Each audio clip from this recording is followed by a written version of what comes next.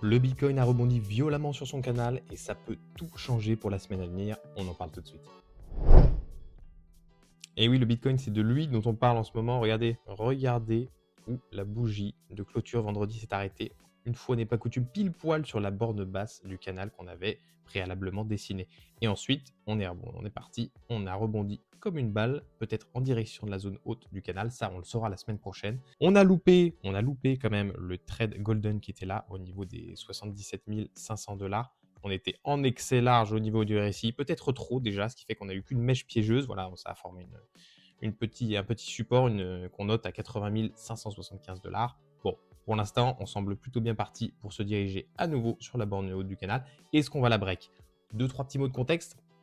Cette semaine, on a eu deux membres de la Fed américaine qui se sont exprimés en faveur d'une baisse des taux américains. Donc, vous avez tout le marché qui a repris le chemin de la hausse, les indices américains, le Bitcoin. Bon, on est quand même dans un contexte globalement haussier pour les semaines à venir. Est-ce que le Bitcoin aura la force de casser par le haut le canal haussier qui dure quand même? Regardez, si on prend un petit peu de recul, on a commencé par ici, donc on était le 5 octobre, donc ça commence à faire quelques temps, quasiment 2 mois maintenant. Bon, le support, la résistance désormais des 100 000 $, ça va être quand même quelque chose. Je ne suis pas sûr qu'on la passe du premier coup. Toutefois, on pourrait avoir quand même un petit rejet, s'appuyer à nouveau sur le canal, la branche haute du canal baissier, ce qui arrive quand même assez régulièrement, et repartir ensuite, reprendre définitivement le chemin de la hausse. C'est plutôt à cet endroit-là qu'il serait intéressant de prendre un trade. Sinon, eh ben, moi je pense qu'il faut s'acharner un peu dans le cas où on serait rejeté à nouveau, qu'on reviendrait par ici, on serait à nouveau peut-être dans une zone d'excès, on ne sait pas, au niveau du RSI. Et si cette fois on allait toucher à la fois, vous le voyez, je zoome un peu, la borne basse du canal et le support hebdomadaire, on va le voir juste après, pour moi, ça reste le trade golden. Je vous le montre en vue hebdomadaire, on le voit bien, hein, c'est toujours le même, voilà, celui qui nous talonne depuis mai 2024, hein, avec une première touchette ici à gauche, on l'avait vu, hop, le break ici, on répète, hop, on était revenu ensuite rebondir dessus et on était reparti. Et puis là, hop, on semble à nouveau à l'échelle hebdomadaire, plutôt en direction du canal, plutôt en approche à nouveau du support hebdomadaire. Je le dis parce que on est toujours, vous voyez, on est toujours dans une zone faible au niveau du RSI, donc le courant est quand même assez baissier à l'échelle hebdomadaire. Mais voilà, dans les jours qui viennent, on saura pour la baisse des taux le 10 décembre. On n'a pas normalement de nouvelles macroéconomiques ultra négatives pour l'instant. Je pense qu'on est plutôt bien parti pour aller à nouveau tâter la borne haute du canal, voire peut-être les 100 000 $. Et en mensuel, bon, là, moi, personnellement, dans le mois à venir, j'y crois absolument pas. On note quand même la bougie mensuelle, voilà, qui ça y est, va se terminer, qui est quand même pas très très belle, qui a break ce beau canal haussier qui durait depuis quand même, vous le voyez, début 2024. Voilà, on s'approche quand même de la borne des 50 pardon, du RSI, qui est souvent vu un peu comme la dernière planche de salut avant un rebond. Et en même temps, vous l'avez vu, on n'est pas très loin de ce fameux support hebdomadaire. Je pense on peut encore, il y a des probabilités quand même existantes qu'on descende un petit peu, mais on ne devrait pas aller, à mon avis, aussi bas que la résistance mensuelle des 61 000 $. Ça me paraît un peu excessif vu le contexte global qui reste relativement haussier et positif. On l'a vu avec les derniers événements au niveau de la Fed américaine. Allez, on passe à notre Nasdaq chéri. Le Nasdaq, bah, moi je l'aime toujours autant, mais regardez-moi comme c'est beau, comme c'est lisible. C'est assez incroyable. Regardez, on passe notre temps à zigzaguer. Voyez, tac, tac, tac, entre des supports et des résistances. Voilà, tac, tac, tac, tac. Là, on avait le petit break. Hop, on s'est écroulé. Et regardez, encore une fois, on a terminé la semaine dernière. Hop, belle bougie d'hésitation, pas très très belle quand même. Et on est reparti à la hausse. Hop, contexte porteur, baisse des taux programmés, etc. Vous connaissez la chanson. Et on s'est arrêté à un point critique. Encore une fois, pile poil, mercredi. Alors aujourd'hui, on est vendredi, on aura une demi-journée boursière. Je mets ma main à couper qu'on va s'arrêter par là ou à peine au-dessus, à peine en dessous. À mon avis, on aura peu de volume. La plupart des traders institutionnels sont sûrement en train de déguster les restes de la dinde de la veille. Voilà, la semaine prochaine, ça va être capital, ça va être hyper intéressant.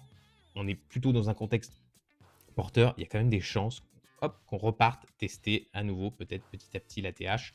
Mais dans le cas où on serait rejeté, on repartirait donc à nouveau sur cette belle résistance des 24 200, 24 000 points. Et là, ça serait intéressant, je pense, de reprendre quelques achats. Si vraiment on avait une news négative, voilà, par exemple, la probabilité de la baisse des taux qui chutait à 20%, imaginons une news négative, on pourrait facilement du coup se diriger à nouveau vers les 23 000 points. Et là, une nouvelle fois, je pense que ce serait quand même raisonnable de prendre un achat sur le support des 22 800, 23 000 points. Vous noterez également en bas le RSI qui a franchi la barre des 50, donc ce qui reste quand même une note également positive. Niveau hebdomadaire, rien de très intéressant. On voit surtout que la porte des 22 000 points actuellement s'éloigne. On a une belle bougie, vous voyez, du coup, une belle bougie haussière qui résume bien la semaine, hein, même si elle s'est construite sur 3 jours seulement. Voilà, contexte porteur, on a rebondi sur les 24 000 nettement. On va voir prochainement si on arrive à franchir à nouveau les 25 250 points. On zoome un peu quand même sur le mensuel. Le mensuel, c'est toujours intéressant parce que vous l'avez vu, hein, on a toujours ce magnifique canal et cette résistance haussière hebdomadaire qui se croisent ici. Et je ne sais pas si vous voyez, mais on est en train de cette belle bougie avec une mèche de rejet, la mensuelle, elle se termine. On passe sur le mois de décembre. Et le mois de décembre, c'est le mois statistiquement où on a le plus souvent une hausse du marché en règle générale. Et la bougie, du coup, commencerait évidemment, vous l'avez compris, par ici. Et on pourrait voir une bougie peut-être en excès haussier, le rallye de Noël comme on l'appelle sur les marchés souvent, qui viendrait toucher de près cette croisée des chemins entre le mensuel et l'hebdomadaire. On est déjà en surchauffe, au niveau mensuel. Toutefois, on n'est qu'à 73 points en termes du RSI. On est monté jusqu'à 80, je crois, en 2014, 88 dans la bulle des années 2000. Il y a encore de la marge quand même pour monter. Même si on est en surchauffe, ce qui compte, c'est vraiment la sortie par le bas de la ligne des 70. Et là, on peut rester facilement quelques mois encore au-dessus de cette ligne. À suivre. Le S&P 500, une fois n'est pas coutume, même réaction que le Nasdaq 100. Regardez, hop, on a rebondi magnifiquement bien vendredi dernier sur les 6560 qu'on avait très bien identifié. Une fois n'est pas coutume, hein, on peut se jeter des fleurs, je pense. Hop, et regardez, on est remonté. Et là, chose étonnante, regardez, la bougie, contrairement au Nasdaq 100, le S&P 500 a souvent un peu de retard, contrairement au Nasdaq 100. Et là, c'est l'inverse. Il a pris de l'avance, il a passé sa résistance, désormais support historique, et vous vous retrouvez, il ne s'est pas arrêté nulle part, hein. Il s'est arrêté un niveau un peu tendancieux du canal haussier journalier, hein, ce canal qu'on a ici, là. Et vous voyez qu'il y a eu une mèche qui a touché, on le verra un peu plus loin en reculant, le fameux canal mensuel. Donc on se joue à se faire peur là, on est quand même sur la branche haute du canal mensuel, on va en parler un peu après. On est sur une zone, on est quand même passé la branche des 50 du RSI, contexte porteur, mais on est sur des zones de long terme où ça surchauffe. Donc ce qui va être intéressant la semaine prochaine, c'est de voir si notre petit S&P 500, il a suffisamment de force pour break, peut-être en accompagnant le S&P 500 qui ferait de même, ou s'il va revenir ici, s'appuyer sur le support et repartir à l'attaque. Je privilégie davantage ce scénario, mais voilà, on n'est jamais sûr de rien en trading, on va prendre le temps d'observer ça ensemble la semaine prochaine. L'hebdomadaire, regardez, c'est sympa de le voir, on était un peu sorti de notre canal haussier journalier, on le voit bien, et on a surtout une très belle bougie, encore une fois, qui s'est construite sur 3 jours seulement. On va prendre le temps de voir ce qui se passe la semaine prochaine. Bon, on est quand même, on le voyait en bas, sur un RSI, même s'il a une tendance un peu baissière, qui reste au-dessus de la ligne des 50, en contexte plutôt porteur, il y a quand même une probabilité qu'on continue à monter et qu'on rejoigne cette fameuse croisée des chemins, voilà, comme le Nasdaq 100 qui est un peu plus haut. Et d'ailleurs, en mensuel, on le voit bien. Regardez, on a cet enchaînement de bougies ici. Vous remarquerez en bas qu'on est également en surchauffe, comme le Nasdaq, hein. On est un peu en surchauffe, mais voilà, on passe au-dessus de ce gros canal bleu mensuel. On a une belle bougie, une mèche de rejet, et la croisée des chemins, là, elle est plus si loin. Voilà, le point de short idéal pour moi, vers les 7200 points, il se rapproche un petit peu. On est en plus, je l'ai déjà dit, à Noël, donc période souvent de rallye haussier pour les marchés. Ça peut être très intéressant le mois prochain, voilà, de voir si la bougie a la force de rallier les 7200 points ou si au contraire, on réintègre avec violence le canal haussier mensuel. Et on termine avec le pétrole. Et pourquoi le pétrole? Eh bien, parce qu'en ce moment, c'est hyper intéressant. Vous voyez, le pétrole, ça fait bien longtemps, là, depuis août dernier, qu'il est dans un canal baissier journalier. Et on a des rumeurs, vous le savez sans doute, de paix en Ukraine, voilà, ce qui est néfaste pour le cours du pétrole, évidemment, parce qu'on consomme moins de pétrole. Et donc, on a, vous voyez, le cours qui a tendance à consolider vers la borne haute sans pour autant la break. Donc on a quand même En plus, ici, vous le voyez, un cours qui se dégrade sous le RSI, qui a toujours pas réussi à franchir les 50. Et voilà, je pense que la rumeur, et si on avait l'avènement d'une paix en Ukraine, ce serait peut-être l'élément déclencheur pour le faire à nouveau faiblir et repartir vers le bas. Et quand je parle de repartir vers le bas, eh ben, je vous parle évidemment de la résistance hebdomadaire des 56-55 dollars. Vous voyez, on avait touché avec une première mèche ici, une deuxième là, une troisième là qui avait été magnifique. Ça, c'était le trade golden à la fois branche basse du canal baissier et le support des 56, des 55 dollars.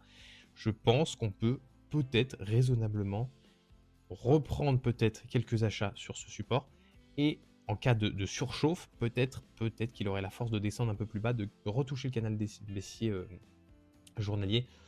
Bon, on est déjà bien bas historiquement. Je vous le montre ici en mensuel, ça se voit clairement, ça saute aux yeux. On a le support des 30 dollars historique, on l'a touché en 2009, hop, ici en 2015. Alors, je m'attarde pas sur la bougie fantaisiste du Covid, hein, où les fournisseurs avaient du pétrole plein les bras qui était passé en négatif à moins 40 dollars. Voilà, je prends en compte les échanges ici plutôt. Voilà, les 30 dollars sous lequel la plupart des fournisseurs de pétrole américain sont plus rentables, et qui dit arrêt de l'activité, dit baisse de la production du pétrole, raréfication de la matière et donc hausse des prix. Donc ça, c'est certainement l'achat à ne pas manquer. Oui, ça arrive quand même tous les 5 ans, grand maximum. Et voilà, si en cas de paix en Ukraine, on pourrait descendre. Je pense qu'il faudrait un peu plus d'événements négatifs, peut-être une hausse de la production annoncée par le conglomérat en Arabie Saoudite, peut-être, je sais pas. Mais ça peut être, un support long terme à garder à l'esprit, ça c'est certain. Voilà, c'est terminé pour cette semaine. Si ça vous a plu, écoutez, n'hésitez pas à vous abonner, à liker, ça me fait super plaisir. Je vous souhaite un excellent week-end et je vous dis à la semaine prochaine.